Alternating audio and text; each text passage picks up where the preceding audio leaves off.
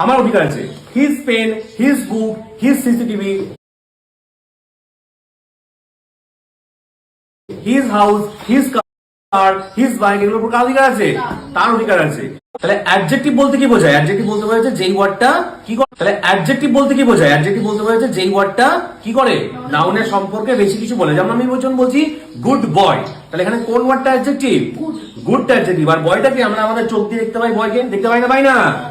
পাই। সেজন্য বয়টা কি? নাউন।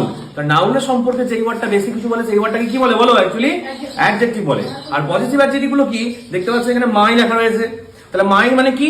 মাই হচ্ছে একটা অ্যাডজেক্টিভ, মানে নাউনের সম্পর্কে বেশি কিছু বলে। তো আমি যখন বলছি my pen, my book, my smartphone, my printer, my house, my CCTV, তাহলে এই সবগুলোর উপর কার অধিকার আছে?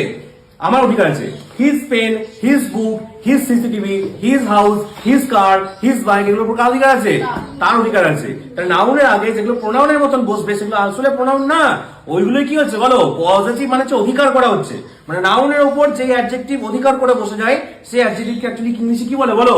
পজিটিভ অ্যাডজেক্টিভ বলে। যেমন দেখতে পাচ্ছ মাই, তাহলে this is my book, your, this is your pen, তাহলে বা ইজ দিস ইয়োর পেন, তাহলে ইয়োর লেখা আছে হিজ, তাহলে this is his car, next লেখা আছে her, she forgot her bag, মানে সে ভুলে গেছিল তার ব্যাগটা, তাহলে এখানে হার ব্যাগ, হারটা হচ্ছে কি এখানে পজিটিভ অ্যাডজেক্টিভ।